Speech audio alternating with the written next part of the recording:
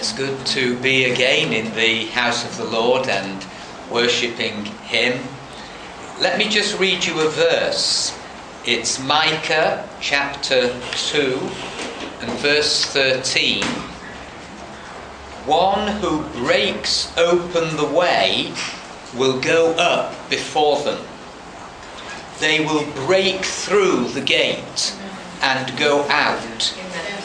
Their king will pass through before them, the Lord at their head. Father, we just thank you for this new day. We thank you that you are God over all. And Father, we acknowledge that without you we can do nothing. You are the God of breaking through. And Lord, as we come into your presence again this day, we ask for that breaker anointing. Lord, we would bind every spirit that is contrary to the Holy Spirit and cast it out of this place in Jesus' name. And would you loose the spirit of understanding in the scriptures, loose the spirit of the fear of the Lord, loose the spirit of wisdom and salvation, loose that breakthrough spirit, that you may be glorified and that we may be equipped, your people willing in the day of your power, for Jesus' sake. Amen. Amen.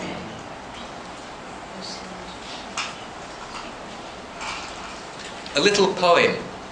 Mother, I found an old dusty thing high on a shelf. Just look. Why, that's a Bible, Tommy dear. Be careful, that's God's book. God's book? The child exclaimed. Then, Mother, before we lose it, we'd better send it back to God, for you know we never use it.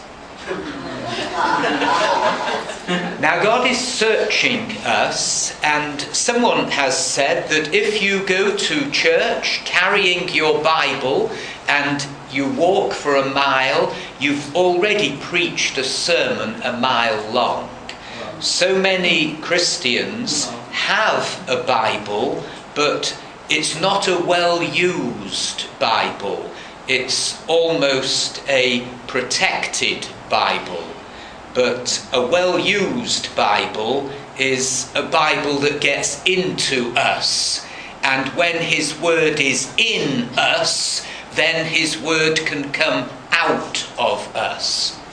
We've been looking at revival, and God searches us with questions.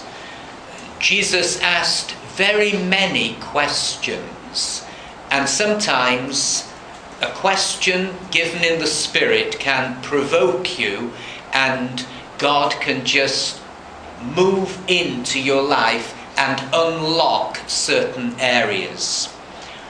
So these are some questions perhaps to reflect on at the end of this week. Am I still seeking God earnestly? How am I seeking God? Why am I seeking God? What high places in my life remain untouched and need demolishing? What idols in my life need smashing? What proportion of my prayer life is not about me and my family, but about others? Why do I fast? How am I humbling myself? Am I prepared to be shown that I am wrong and to be corrected by Scripture? How much do I desire revival? Is service something I do in addition to something I attend? Do I just want to go to church or to be the church? does serving God cost me anything? Are any changes needed if I am to be an ambassador for Christ? I used to have a little bookmark on my office door when I was a teacher, and a couple of quotations on it from Oswald Chambers. This was one: "My worth to God in public is what I am in private." You see, in our day, people say, oh, their private life doesn't matter. If a politician is good at his job, if he is alert and capable, if he is a very talented man, then what he does in his private life is no affair at all.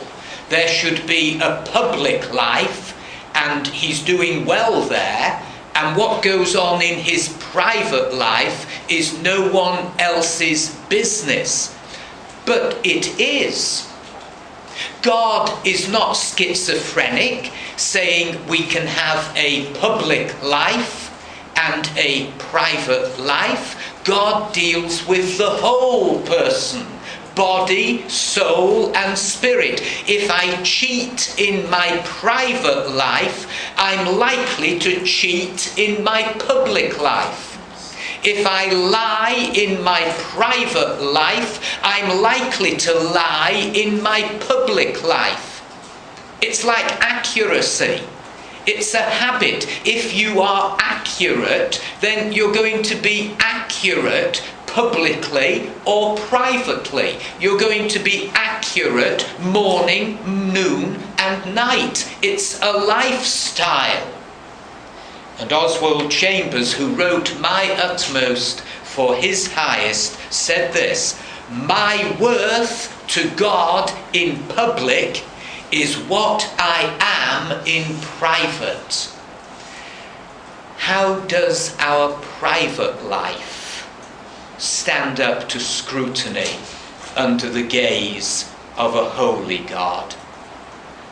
And the other bookmark I had attached to my door was also from Oswald Chambers, and it said this: "One individual life may be of priceless value to God, and yours may be that life."